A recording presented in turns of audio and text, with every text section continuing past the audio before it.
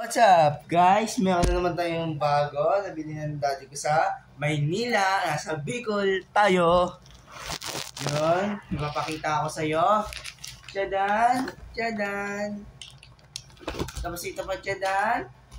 Tchadan! Unahin mo muna natin tong bili sa akin na kulay silver. Ayan.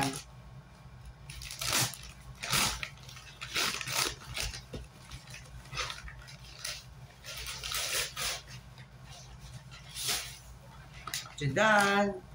C10A silver. So yun na nga, bubuksan na natin to. Ha? So magkapares ito yun siya. No? Wala lang, silencer. Ito, pares talaga yung ano niya, features niya talaga. Oh, yung isa naman. Subukan natin dito sa isa. Wala lang silencer. Oh, dito sa isa meron yan. Tchadan! Oh, di ba ang ganda? Ganda ng features niya. Oh, mga tol. Kailangan lang pala ng silencer. Uy, Moss! Ang kulis-kulis mo talaga.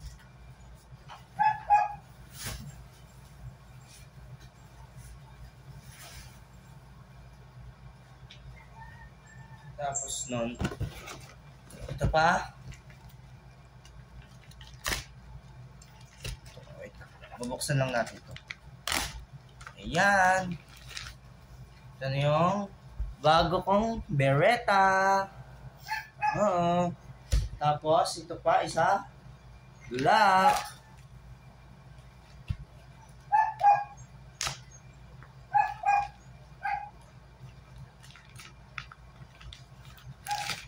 Yan o.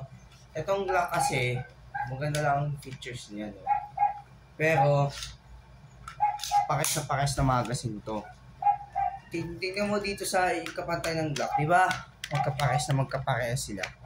Pero iba nga lang yung kasing kulay ng barrel nila. Magkaiba yung design nila. Oo. Ipagkumpara mo dito sa Beretta, mas mataas yung model dito. Oo. Ito naman, matagal na namin itong binili. Itong Beretta, matagal na namin ito. Itong C10A. May mapakita ako sa inyo, guys. Ito na yung mga papakita ko.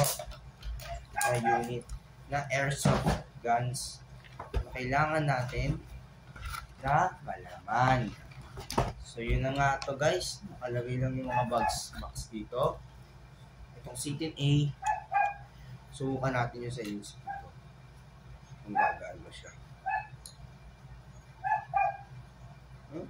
Parang hindi sila magkasukat ng ano. Pwede. Oh, magkasukat sila sa 1911. Ito yung sa 1911 na ano eh, silencer eh. Dito siya eh, no? So, itong C10A, itong C10A black, ito naman yung C10A na silver. Subukan natin dito sa top. Aba, hindi magkapantay. Talagang pandito talaga yan.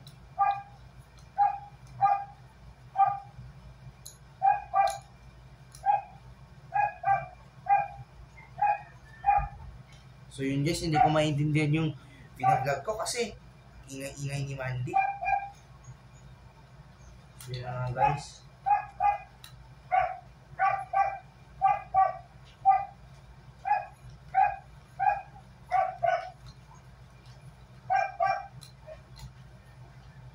Ganda naman nito. Oh.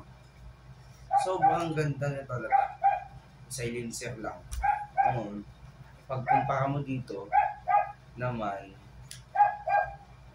di ba ang ganda nito? Oo, kasing ganda. Ito naman yung C10A silver slide. Ito naman yung C10A black slide. Ito naman yung Beretta na papakita namin sa inyo. Ito naman yung Beretta. Ito naman yung Glock Made in Australia. Ito naman yung Glock Ito yung block na binili namin sa Lazada, ito yung block. Ito yung dalawa, nabili na ng tatay ko sa Divisoria, sa Manila. Ito naman, sa Vincent. Ito kasing dalawang to, matagal na to. Ito matagal na to, ito bago lang to. Teka lang. Cosmos!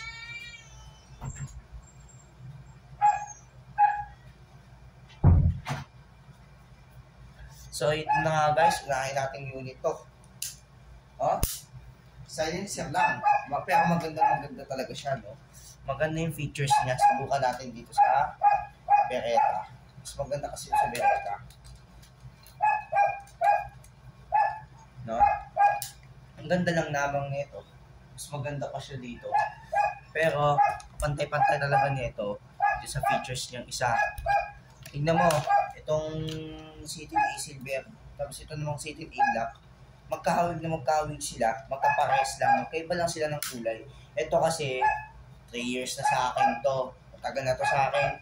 Simula nung batang-bata pa ako nun. Matagal na to sa akin. Nakatira pa ako nun sa Laguna. Ito na talaga yung baril ko. Ito naman yung bagong bili sa Vincent sa Makati. Subukan natin. Ito naman, matagal na rin to. Yung grade 6 pa ako.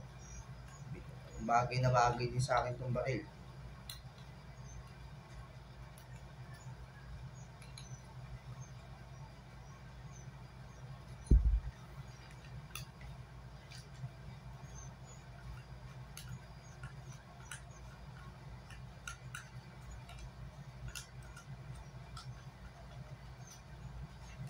Sabi ko magkapares lang talaga to.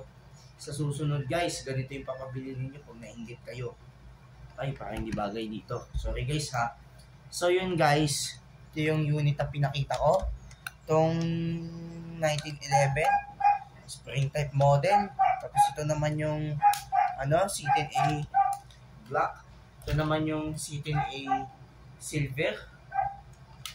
Unahin muna natin itong C10A silver kasi itong C10A silver, maganda siya guys, mumurahin lang kung ipagkumpara mo dito sa black. Kasi meron na rin akong ganitong isang ganito, masira lang, mga black ng C10A. Tapos yan, ang ganda nito, parang akong may gas-gas yung binigay. O, hayaan mo na lang, pagpasensyahan na lang natin. Kasi hindi naman pwedeng lalabanan yun. Ito naman yung black na pinakita ko sa inyo. Huwag kayong magkakasa dito kasi maiipit yung kamay nyo. Oo, maiipit yung kamay nyo. Dito naman, dito rin maiipit din yung kamay nyo. Mag-ingat kayo sa mga ganito. Ito naman Beretta. Magkapasok ba sila dito sa isang Beretta, di ba? Magkaiba sila yung front nila kasi magkakaiba. Mas maganda yung front nito kasi dito parang tumait naman. Parang fake lang. No? Pero mas maganda to. Mumukha lang nito guys. Diba? Pero maganda to. Maganda talaga to. Mumukhain lang. Kesa doon sa mga plastic na baril. Marami na akong nasira na plastic na baril. Mga tol. Ito kasing 1911, parang type ko na lang siya. Wait, mumurahin pa. Mas maganda to. So, yun na nga guys. Itong C10A, gamit to sa pulis eh. Ito naman, gamit dito sa pulis. Ito, magkaparehas. Dito naman sa isang Glock, yung capacity niya, di ba? Magkapares lang sila ng sukat. Magkapares sila ng haba. Oo. Tapos ito naman, para siyang totoong baril. Para sila ng sukat, haba, pero magkaiba yung kanyang harapan. Ito naman, meron naman akong 1911 na isa dito, nawala na yung isa dito. Kapares ang lock niya. Ito kasi pa-forma lang. Susubukan natin dito.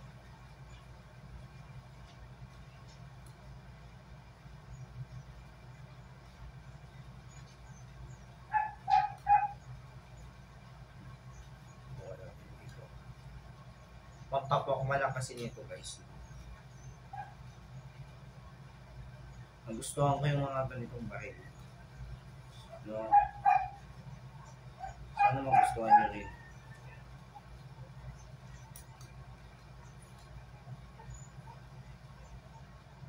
Ang ganda nito.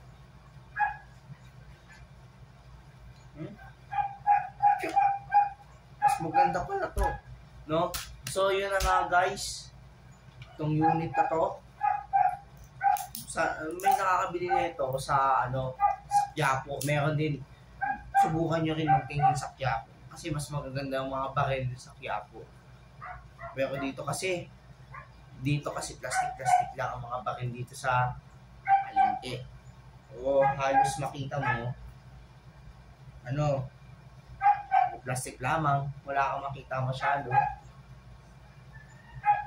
Oo.